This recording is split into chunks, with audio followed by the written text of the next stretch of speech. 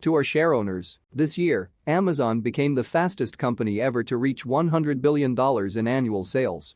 Also this year, Amazon Web Services is reaching $10 billion in annual sales. Doing so at a pace even faster than Amazon achieved that milestone. What's going on here? Both were planted as tiny seeds, and both have grown organically without significant acquisitions into meaningful and large businesses, quickly. Superficially, the two could hardly be more different. One serves consumers and the other serves enterprises. One is famous for brown boxes, and the other for APIs. Is it only a coincidence that two such dissimilar offerings grew so quickly under one roof? Luck plays an outsized role in every endeavor, and I can assure you we've had a bountiful supply. But beyond that, there is a connection between these two businesses. Under the surface, the two are not so different after all. They share a distinctive organizational culture that cares deeply about and acts with conviction on a small number of principles. I'm talking about customer obsession rather than competitor obsession, eagerness to invent and pioneer, willingness to fail, the patience to think long-term, and the taking of professional pride in operational excellence. Through that lens, Oz and Amazon Retail are very similar indeed. A word about corporate cultures, for better or for worse, they are enduring, stable, hard to change. They can be a source of advantage or disadvantage. You can write down your corporate culture, but when you do so, you're discovering it, uncovering it, not creating it. It is created slowly over time by the people and by events, by the stories of past success and failure that become a deep part of the company lore. If it's a distinctive culture, it will fit certain people like a custom-made glove. The reason cultures are so stable in time is because people self-select. Someone energized by competitive zeal may select and be happy in one culture, while someone who loves to pioneer and invent may choose another. The world, thankfully, is full of many high-performing, highly distinctive corporate cultures. We never claim that our approach is the right one, just that it's ours, and over the last 2 decades, we've collected a large group of like-minded people. Folks who find our approach energizing and meaningful. One area where I think we are especially distinctive is failure. I believe we are the best place in the world to fail, we have plenty of practice, and failure and invention are inseparable twins. To invent you have to experiment, and if you know in advance that it's going to work, it's not an experiment. Most large organizations embrace the idea of invention, but are not willing to suffer the string of failed experiments necessary to get there. Outsized returns often come from betting against conventional wisdom, and conventional wisdom is usually right. Given a 10% chance of a 100 times payoff, you should take that bet every time. But you're still going to be wrong 9 times out of 10. We all know that, if you swing for the fences, you're going to strike out a lot, but you're also going to hit some home runs. The difference between baseball and business, however, is that baseball has a truncated outcome distribution. When you swing, no matter how well you connect with the ball, the most runs you can get is 4. In business, every once in a while, when you step up to the plate, you can score 1,000 runs. This long-tailed distribution of returns is why it's important to be bold. Big winners pay for so many experiments. Oz, Marketplace, and Prime are all examples of bold bets at Amazon that worked, and we're fortunate to have those 3 big pillars. They have helped us grow into a large company, and there are certain things that only large companies can do. With a tip of the hat to our Seattle neighbors, no matter how good an entrepreneur you are, you're not going to build an all-composite 787 in your garage startup, not one you'd want to fly in anyway. Used well, our scale enables us to build services for customers that we could otherwise never even contemplate. But also, if we are not vigilant and thoughtful, size could slow us down and diminish our inventiveness. As I meet with teams across Amazon, I am continually amazed at the passion, intelligence, and creativity on display. Our teams accomplished a lot in the last year, and I'd like to share a few of the highlights of our efforts to nourish and globalize our 3 big offerings, Prime, Marketplace and Oz. And while I'll focus on those 3, I assure you that we also remain hard at work on finding a 4th. Prime. We want Prime to be such a good value, you'd be irresponsible not to be a member.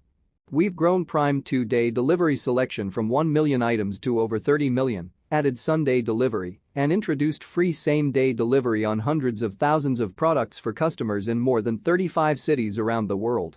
We've added music, photo storage, the Kindle Owners Lending Library, and streaming films and TV.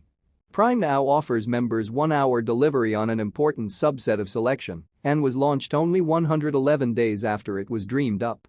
In that time, a small team built a customer-facing app, secured a location for an urban warehouse, determined which 25,000 items to sell, got those items stocked, recruited and onboarded new staff, tested, iterated, designed new software for internal use, both a warehouse management system and a driver-facing app, and launched in time for the holidays.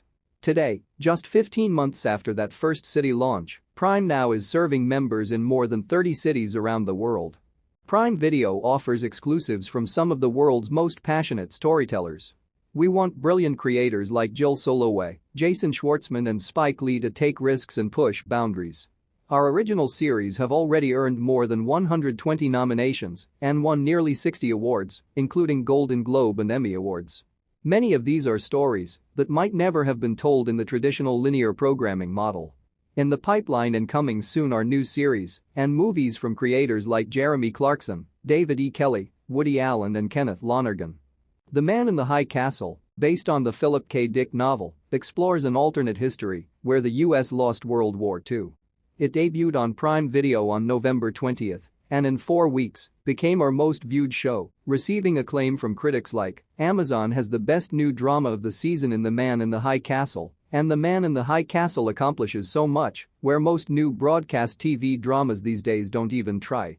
These shows are great for customers and they feed the Prime flywheel. Prime members who watch Prime Video are more likely to convert from a free trial to a paid membership and more likely to renew their annual subscriptions. Finally, our first ever Prime Day surpassed all our expectations. More new members tried Prime that day than any other day in our history. Worldwide order growth increased 266% over the same day the year before, and sellers whose products are Prime eligible through FBA saw record-breaking sales, with growth nearing 300%. Prime has become an all-you-can-eat, physical-digital hybrid that members love.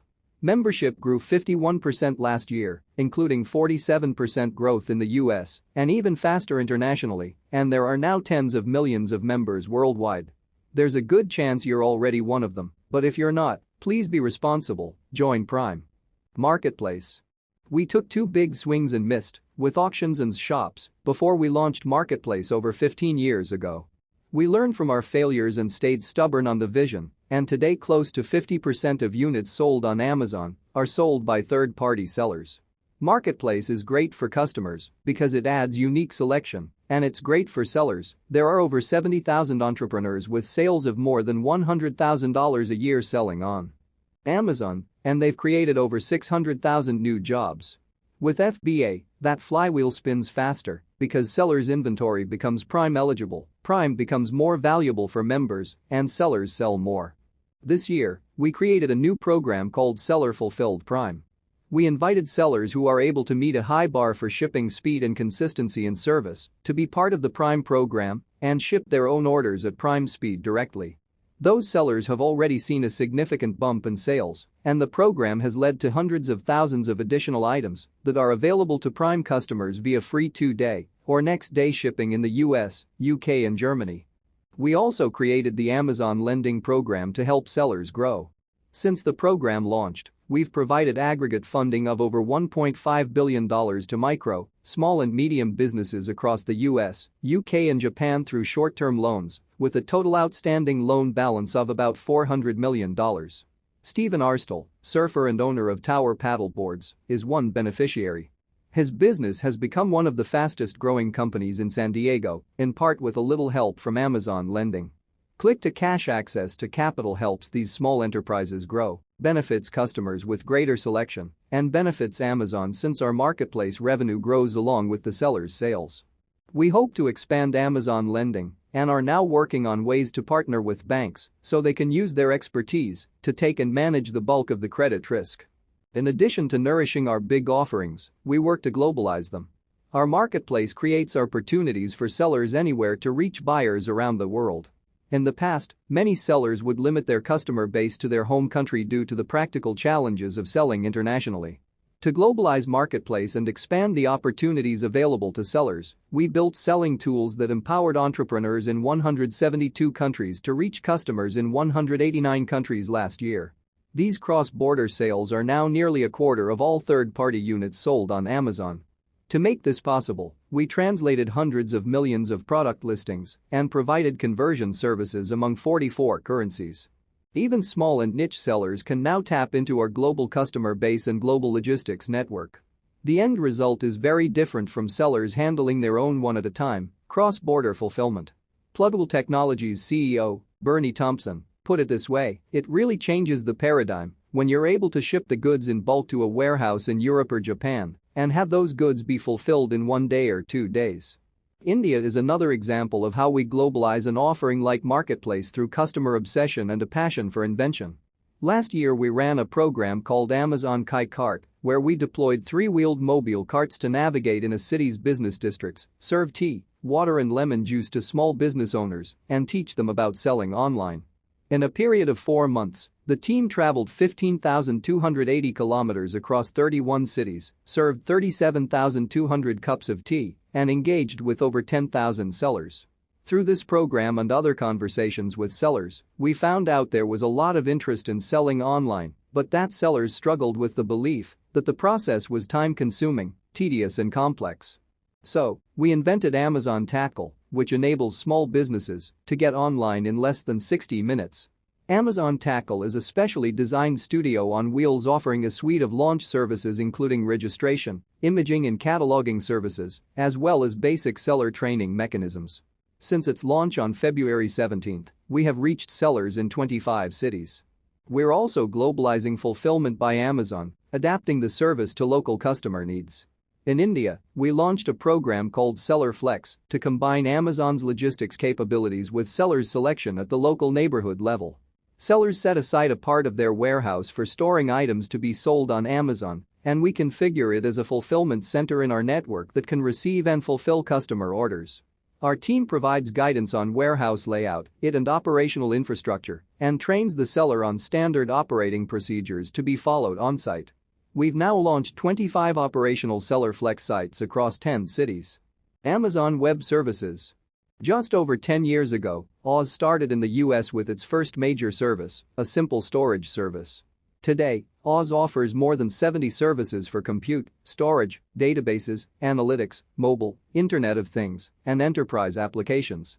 We also offer 33 availability zones across 12 geographic regions worldwide, with another 5 regions and 11 availability zones in Canada, China, India, the US, and the UK to be available in the coming year.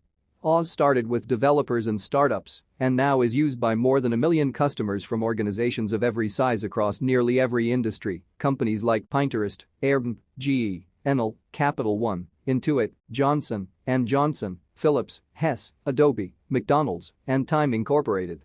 Oz is bigger than Amazon.com was at 10 years old, growing at a faster rate, and, most noteworthy in my view, the pace of innovation continues to accelerate. We announced 722 significant new features and services in 2015, a 40% increase over 2014. Many characterized Oz as a bold and unusual bet when we started. What does this have to do with selling books? We could have stuck to the knitting. I'm glad we didn't. Or did we?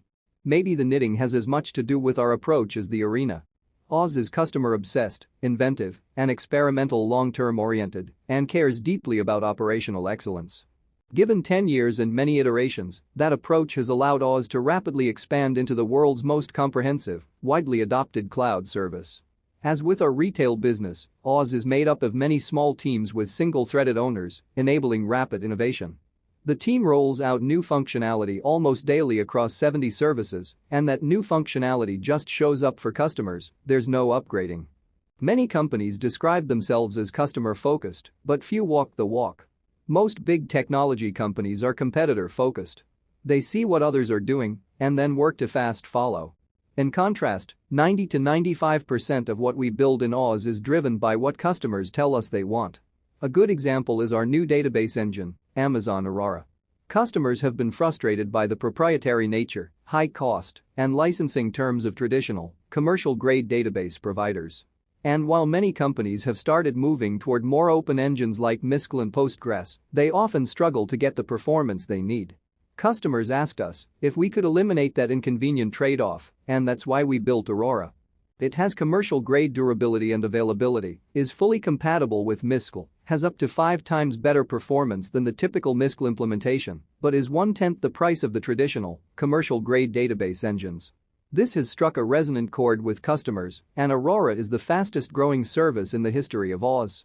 Nearly the same story could be told about Redshift, our managed data warehouse service, which is the second fastest-growing service in Oz history. Both small and large companies are moving their data warehouses to Redshift. Our approach to pricing is also driven by our customer-centric culture. We've dropped prices 51 times, in many cases before there was any competitive pressure to do so.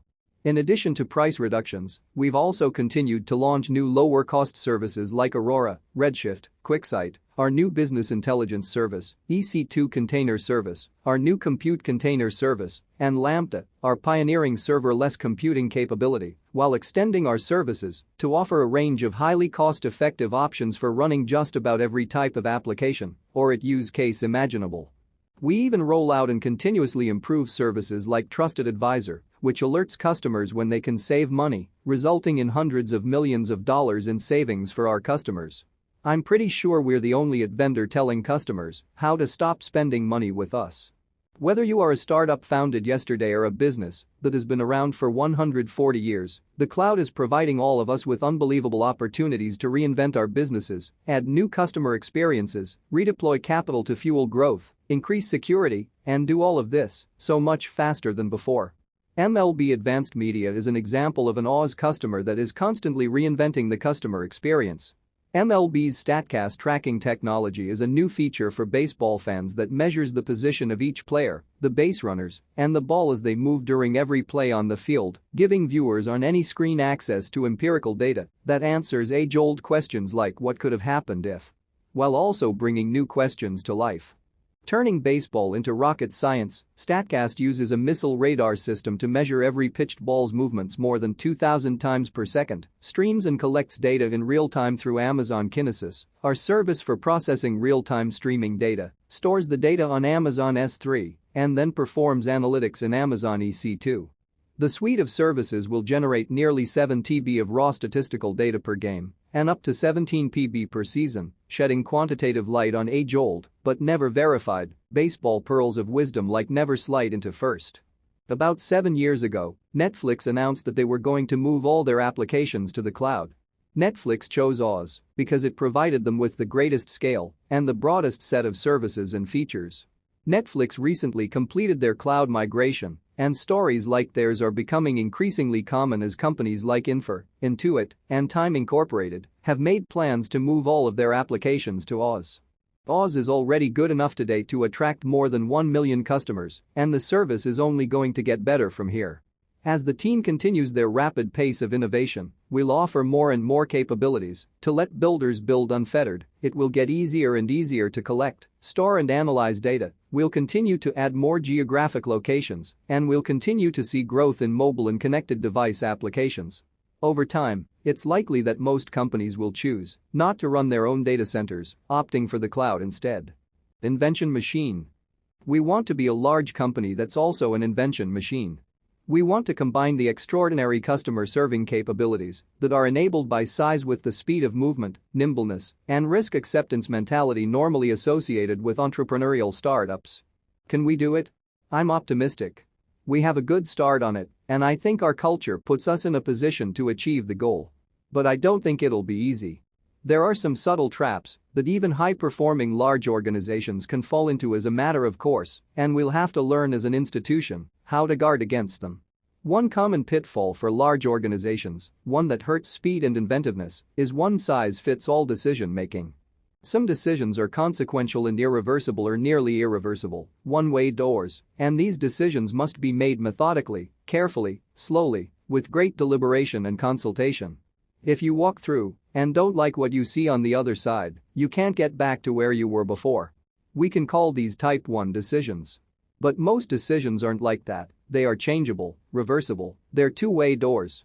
If you've made a suboptimal Type 2 decision, you don't have to live with the consequences for that long. You can reopen the door and go back through. Type 2 decisions can and should be made quickly by high-judgment individuals or small groups. As organizations get larger, there seems to be a tendency to use the heavyweight Type 1 decision-making process on most decisions, including many Type 2 decisions. The end result of this is slowness, unthoughtful risk aversion, failure to experiment sufficiently, and consequently diminished invention. Point 1. We'll have to figure out how to fight that tendency. And one-size-fits-all thinking will turn out to be only one of the pitfalls. We'll work hard to avoid it. And any other large organization maladies we can identify. Sustainability and social invention.